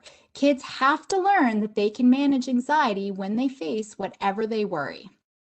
So we're not just going to throw them under the parachute or throw them into the elevator. They have to learn something. So that's really important. And I think that's a piece that we just want them to face their fears, but we never make sure we're setting them up for success. We're not getting their buy-in, and we're not actually teaching them anything. If none of those 3 things are happening, nothing's going to change. So for example, they need to face that fear and learn, hey, I didn't get my face bit off by the dog, right? So they have to learn a new behavioral repertoire.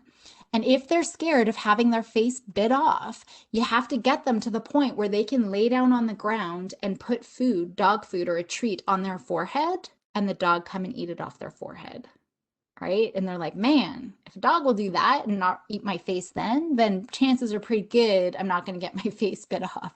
But we got to build up to get there. So they'll learn a new behavioral repertoire, which gets stronger every time they can handle that situation without relying on us or unhelpful strategies, right? To reduce their anxiety. Now, here's the thing. Sometimes something bad does happen. Maybe they do get bitten by a dog. So then they face their fear without any safety behaviors. And I'm going to talk about safety behaviors. I saw one person talk about stuffies or things to comfort them. Yeah, that's a safety behavior. They start, just like we make associations, fear-based associations, like I did with my dogs, kids will start to make safety cue associations, meaning like I've got kids who believe if they don't have their water bottle with them, they're not going to be able to swallow or not be able to breathe. So they always have to carry their water bottle. I have a young man who believes if his heart, or he used to believe, if his heart got up to 120, he had to sit down right away. I mean, he was 21 years old. No history in anywhere of his family, on either side of the family, of any heart disease or anything like that. He's healthy. He's never had heart problem in his life, but he had that belief that if my heart goes above 120, I am going to have a heart attack. So he believed that by sitting down before it got to 120, he saved himself from a heart attack. So he believed he didn't have a heart attack because he sat down soon enough. he didn't have a heart attack because he's young and healthy and no risk for heart attacks at all, right? It's just not on the radar. So he had to learn him sitting down at 120 had nothing to do with him not having a heart attack. So it's just like, if I've got my stuffy, then I feel safe. It becomes that superstitious object. They got to learn that they can handle it without that stuffy, without you, without their water bottle, without whatever it is, whatever crutch that they're relying on. So that's without those safety behaviors. Or we can become a cue. I'll be okay because mom is here with me, right? Or I'll be okay because my door's cracked open a little bit. I had one girl who's terrified of being kidnapped. And so I had her go out into the hallway from my office and go ask people the time. But she stood right outside my office door because she believed if somebody tries to take me, I will scream and Caroline will hear and come and help me. So when I realized she stood right outside my door, I'm like, no, you got to go downstairs to the main and outside to the main area where there's like a subway and, busy traffic and cars. So you really could be kidnapped. I want you to go down there so that you can learn it's safe. Nobody's going to kidnap me. But sometimes the worst thing does happen, and I will take kids to the dog park, and you never know, there will be a little puppy who doesn't know better who might jump up on them and might even nip them, right? So if it does happen, they got to learn you can handle it, right? So we're learning, okay, you did get little nipped. Was it bad? How bad was it? Was it as bad as getting your face bit off? Did you get your face bit off? And most importantly, what did you learn? And I'm always asking, what did you learn? What did you learn? Oh, I didn't get bit, right? And I didn't even I'm not even drawing blood, right? It's not as bad as I thought. And for sure they survived. Did you handle it? Did you survive? So it's all about learning that my prediction was wrong, or at least maybe not as bad as I thought. And even if it was as bad as I thought, because sometimes it's even worse, I was able to survive it. So what's important to remember here is that we're not trying to teach kids to resist anxiety, to control anxiety, to fix anxiety, reduce anxiety. That's usually what we think. We want to lower that anxiety. If we tell them they're gotta lower it, they get the idea that if it's high, something must be wrong with me because it's not low enough. And that's why we get into this cycle of helplessness, because what's wrong with me? I can't lower it. So we don't want to instill that message. We got to fix it. Okay. Anxiety is normal. Life is full of surprises. We are all going to feel anxious and stressed at some point in our life. So the minute we do, if we feel that anxiety is bad, we're going to think something's wrong with us. Right. And so what we need to learn here is to be able to tolerate it. Anxiety is still there, but I can still live life anyway. And so it's about worry tolerance. We're building that tolerance, right? Even with the anxiety there. So going back to these dials, before I had an acceptance dial, now it's a willingness dial. So we can't change this anxiety, right? And it's not about turning it down. And that's why we don't even want to turn it down. I said we didn't have control over it, but we don't want to. We need to be willing, right? So we can change this willingness dial over time. So even if I'm anxious, I'm willing to go to school. Even though I'm anxious and worried I'm going to throw up, I'm willing to go to that sleepover. We want to develop a better relationship with anxiety. That's the goal here, right? So to be able to tolerate it and distance ourselves a little bit, then get all tangled up with it. So you can keep that anxiety up to 100 all you want, Mr. Anxiety, but I'm still going to live my life. That's where we need to start shifting. And I think that's where we can get caught up in a trap. So we got to expect worry to show up. It is going to happen. It's not if it shows up, it's when it shows up. When it shows up, what does it say? What does it make you feel? What does it make you do? How do you respond? How does it want you to respond? How should we respond differently? So there's lots of things to think about in the Dare and Defy, and you really need support to be able to do proper exposures. That's essentially what it is, exposure therapy. And I am going to go through some practical things that you could be doing, but if there are big ticket things, you want to make sure that you're doing it properly. I do go through it all in the masterclass, but there's a few things here that I think is really important. We got to be honest. We cannot reassure. This is so hard for us and just for people, just in general. I went to the dog park fairly recently with a little guy, and I'm always asking, what did you learn, right? One of the things, at one point I said, okay, did you get bit? Because he's like, oh no, when I said, what did you learn? He's like, well, no dogs are chasing me. Like I even ran because he thought that if he ran, every single dog would automatically start chasing him. He's like, I ran and nobody's chasing me. And I'm like, okay. And what about bitten? Did you get bitten yet? And one person stopped who was walking by and looked at me and was like, kiddo, don't worry. You're not going to get bitten. All these dogs are friendly, and was starting to try to reassure. Right. So some stranger totally sabotaging my session, my exposure therapy session with a little guy. Right. Um, that reassurance is going to now be a safety cue. Well, that guy said it's going to be okay. So, that's okay. But anytime he goes to another dog park, well, I don't know, this is a new dog park. That the other guy said this dog park's safe, but maybe that dog park is not safe. So he's not going to generalize his learning that all dogs are safe. Well, not all dogs, but most dogs, right? That's the thing that we want to say. He needed to learn that on his own. It cannot come from us, but it's so hard. Even other people will jump in, grandparents or teachers or just strangers, apparently, right? So we can't know for sure. That's the other thing. I can't guarantee that he's not going to get bitten. He might get nipped. He might get knocked over. I see it all the time. Our little kids are getting knocked over from big dogs because they're so happy and excited, right? That guy can't guarantee my kid that he's not going to get nipped. Right. And then if he does get nipped, he's not going to believe anyone. And now his fear has gone up even more. So we got to be honest. So the other thing I want to say too is if we're going to be doing exposures, we're talking about you're going to learn something new. We're going to rewire your brain, right? We want you to learn talking to people is generally safe, right? And you can manage whatever anxiety comes up, whatever panicky feelings comes up, whatever vomiting that happens, you can handle it. So yes, it's going to be hard. And I don't know what's going to happen. Maybe you will throw up all over yourself. Maybe you will get nipped. I don't know what's going to happen, right? It's taking that stance. I have no idea how it's going to happen. But we want anxiety to be there, because if anxiety is not there, we're not changing the brain, right? If there's no anxiety, there's no rewiring happening. And so I think that that's really important. So you got to know, if I'm uncomfortable, then I know I'm on the right track because I'm learning and I'm growing and I'm retraining my brain. I'm retraining my amygdala to learn, hey, dogs are generally okay, right? And then I can do what I want to do. So teaching them that I am on the right track. Now, if kids they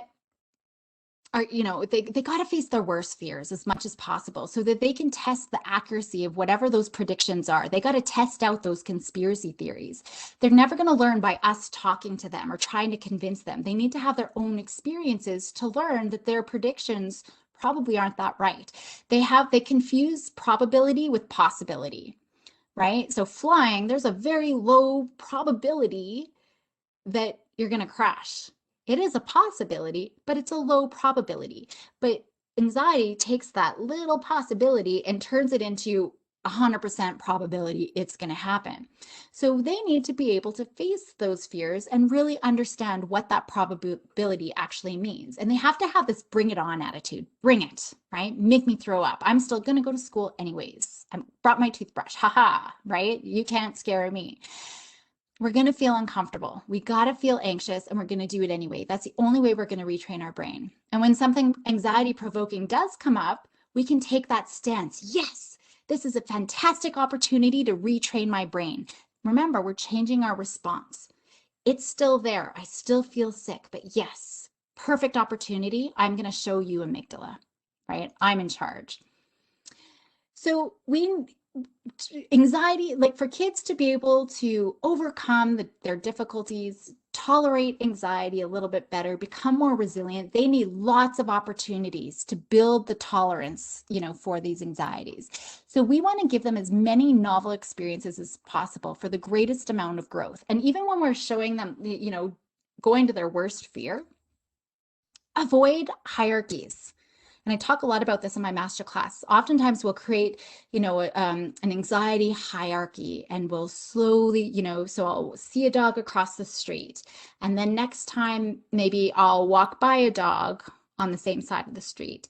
And then maybe I will stand in front of a dog. And then maybe I'll pet the back of a dog. And maybe no. If you're scared of getting your face ripped off, the very first thing that we really should do is you lying down on the ground with food on your forehead and letting the dog come and eat it.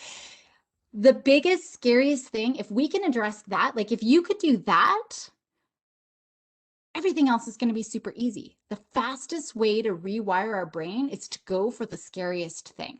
Now, there is a place and time. So we don't have to go in step-by-step order. That actually prolongs anxiety. That's another anxiety trap that professionals fall into. Because now we're teaching kids, see that laying down on the ground, might be a silly idea anyway, but laying down on the ground, that's obviously scary. And that obviously I can't handle it because they're making me start down here. They don't want me to handle, we don't think that I can handle it. So there's no way I'm going to get up there. It just prolongs treatment. If you can do that scary thing in one session, everything else is easy. You might not need another session, right? And I have seen kids in one session be able to overcome some of the difficulties that they're having. So I think that that's really important for us to think about. We can work in whatever random order. But same thing too, we just want to give them lots of different opportunities to experience things. Both my girls, the minute they turned 8, not together, they're 4 years apart, but when they turned 8, they got to fly by themselves to go visit their grandparents. I know it's tricky with COVID to be able to do these kinds of things, but as much as possible, let them climb a tree, right? Let them do these things. And if they fall, that's a good learning experience. Just don't show that you're terrified. So here's an example. So right before COVID hit, my daughter and I, my youngest daughter, went to Southeast Asia. So here we're in Vietnam. We went for quite a long time. That was, I mean, man, everybody was like, are you sure you're going by yourself without your husband, with your youngest daughter who's blonde hair, big blue eyes, right? Everyone was terrified for us. I'm like, what are you talking about? Let's go. And when we first got there, I mean, I only let her video this short little street. There was like an 8-lane road that we had to cross, and she was terrified at first to cross. And it's like Frogger. You literally just walk slowly, and then you let cars and bikes go by you, and then you walk a little bit and let them go by you, and you just inch your way across the street. I mean, here, if you're going across the street, you run as fast as you can, but there you go really slowly. But she wanted to video it to show, once you could cross that 8-lane highway, or it wasn't even a highway, just in the city, everything else was easy. She's like, Mom, and she was even helping other tourists. Like, here, let me show you how to walk across the street. Because we went across the 8-lane one, right? We weren't stopping at little ones. We went right for the scary one. And then everything else was easy. But anyway, here's a video of us crossing. And she's holding this. I was behind her.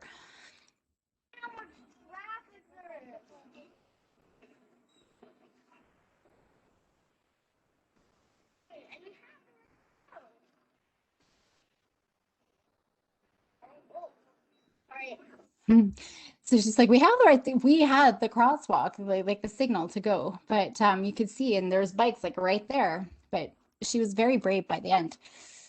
Here's another one. So again, we did do a tour at one place in Vietnam, and we got lost because I'm an adventurer. I have a hard time sticking with the group, so I'm like, okay, I just want to go down here quickly, and I'll be able to catch up. But I I lost the group. And we only had one bike. I can't remember what happened to her bike. We had to leave it somewhere. So she's terrified. There's nowhere for her to sit. We're lost. It's been a while. She was really uncomfortable. There's the only thing on the back of my wheel was just the fender thing, that goes on the wheel, but it was pretty sturdy. She was trying to sit on it, but she ended up just standing. But you can see her hands digging right into my shoulders. Still not great, but it's a little bit better. Beautiful. Terrifying, she said, but what an experience. And she was so resilient after that trip. We did so many different things. So, I mean, I'm not saying you have to go to Southeast Asia, right? But we were just experiencing new things and I allowed her to do a lot of things. And we went to villages and she cooked with the people and she learned so many incredible skills just while we were there. So it's giving our kids even just the chance for independence. What are you doing for them that they can do for themselves? If they know how to hold a phone and they can use an iPad, they know how to use a washing machine. A washing machine is way easier than those electronics. So allowing them check their own homework, packing their own lunch, packing their own suitcase. My daughters both pack their own suitcases for any trips we go. It's great learning opportunities for them. Making them do hard things every day, right? allowing them to get frustrated and letting them work through it. We're always like, oh, you're so close. Oh, and we're giving hints. Don't give hints. Let them try hard things and figure it out on their self. They need to be challenged, and they get way more satisfaction when they know they did it all by themselves. So then they know that they can work through challenges. If you're always giving hints, they're always going to rely on you for hints. Am I close? Right? Even when they're doing, we do scavenger hunts all the time. And they're like, am I close? Let's just play the game. Am I hot, cold? And they're always wanting, they're not working through that frustration tolerance. They got to learn that they can do it. So you got to make it a rule. Try hard things all the time. Now, finally, we get to thrive. And this is where we actually set our kids for long-term success and help them with anxiety maintenance, because life is full of up and downs, right? We know anxiety is going to be back. We can't get rid of that amygdala. There are always going to be times in our life where we're stressed or anxious. Now, we got to remember, one thing I didn't show you, right next to that amygdala is our hippocampus. And our hippocampus is our memory store. And that's why our amygdala attaches negative stories, just like the dogs, to, we've got those stories attached, and that's what we remember, because our amygdala is right there. So our hippocampus, our memory store. So our memory store can remember negative events more accurately and vividly than any positive events. So worries are really, really strong because we learn to be scared really easily, and it generalizes really easily. So if you know little Albert, what they did, they scared little Albert by showing him a white rat, and at the exact same time as showing a white rat, they had a loud, startling noise. And so he got scared really quick to this white rat. But here's the thing, the worry generalized to anything white and fluffy. Bunny rabbits, stuffies, anything small and white and fluffy. So our brain quickly learned that. It doesn't unlearn it, right? It's a lot harder to learn new associations. So with dogs, we can't just learn at this dog park with this dog, with me. We got to go to different dog parks with different dogs at different times of day with different people, so that they can learn there's no one thing. Oh, well, I'm with Caroline, she'll keep me safe. Or, oh, it's this dog park that's safe. They got to learn all dog parks with anybody at any time of day is safe. So it's a lot harder to learn the safety versus the fear. So I think that's really important. So because worry can be so strong, right, it makes us forget. It makes us forget I have been successful in the past. And so part of this is we need to create memory bridges. So looking at your past successes, making them remember those past successes, what can you remember? What did you do here? What strengths do you have that can help you with this current challenge? So we need to link those challenges with our successes ahead of time, which is why those opportunities to create, stress is going to be really important. So now that little guy that I had taken in my office up and, and tried to get him lost, now he has an experience to draw from. Hey, I remember that time, the first time I met Caroline. She was a stranger. I was in a new building. I had no idea where I had to go, but I figured it out. How did I figure it out? I managed it all by myself. That's the other reason. So those opportunities, it's for them to retrain their brain, but it's also helpful for them to draw on those successes to help them with the current challenge. So I love memory links.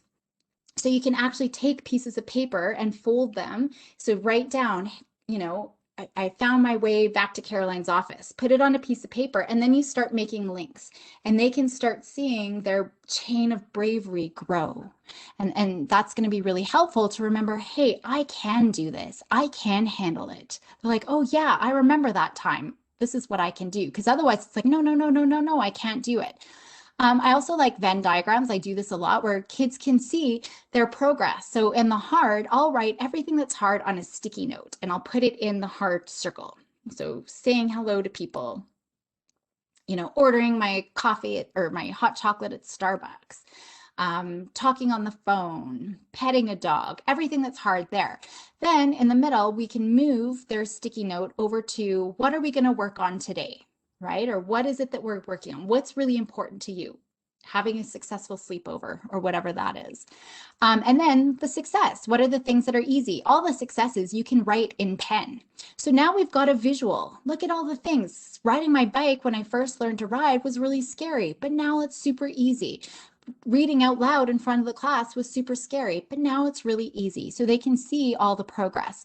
You can have different strategies of what they worked on, success journal, bravery journal, maybe a bravery jar where every time they're brave, just so it's something visual that they can hold on to, that they can see.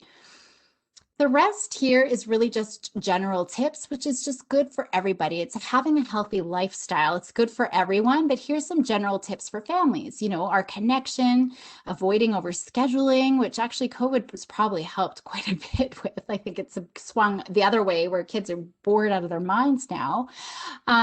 But having that calm morning, getting outside, all of those things are going to be really important. These are the pillars of healthy lifestyle. I mean, I'm just brushing over these because it's things that we already know. Exercise is really important. That helps calm the amygdala better than anything else. Eating healthfully is really important. I didn't even get into some of the gut stuff, right, that can be contributing to anxiety.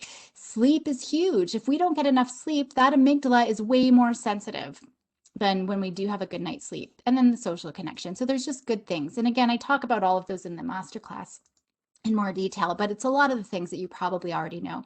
Just another small little tip. I mean, kids remember things that have an emotional charge, and the bigger emotional charge, the more they're able to remember. And it's usually the scary stuff, but we can instill positive emotions by keeping some of these joyful memories alive. Looking through pictures that you have. My girls are always asking, can we just look through pictures and we'll go on to Google Drive, or we scrapbook and we'll go through our scrapbooks. They could spend a whole weekend just looking at pictures, videos, storytelling, right? There are things that we can be doing as well just to help them remember some of those other things. Now, one last word. I know I talked about the importance of being a good role model throughout all of this. You being a good role model, you addressing your fears and making mistakes and modeling problem solving and adaptive thinking, all of that's going to be really important. But truly, until they hit the teenage years, I mean, in the teen years, there's so many external stressors with social media and relationships and school. And what am I going to do after school? I mean, they've got so much to worry about. But until teenage years, if you're doing good as a parent, your kids are doing pretty good too. And so I think that that's really important. And there's a whole piece just around our own self-care and how are we doing? How are we managing our stress? What messages are we sending our kids? You know, if you've got a little perfectionist at home and you burn dinner and you're like, oh, I'm so stupid. Kids are hearing these. Remember, our words are very influential on them. And they're like, oh man, mom thinks she's stupid because she made a mistake. I better not make a mistake. So we really need to start looking at how do we take care of ourselves first. And if you're able to take care of yourself, you can really help your kiddos. So thank you for joining me. I thought we'd have more time. I'm happy to stay to answer any questions that you do have. I know that this was fast and furious, and I wanted to go through, you know, a highlight of some of the things today.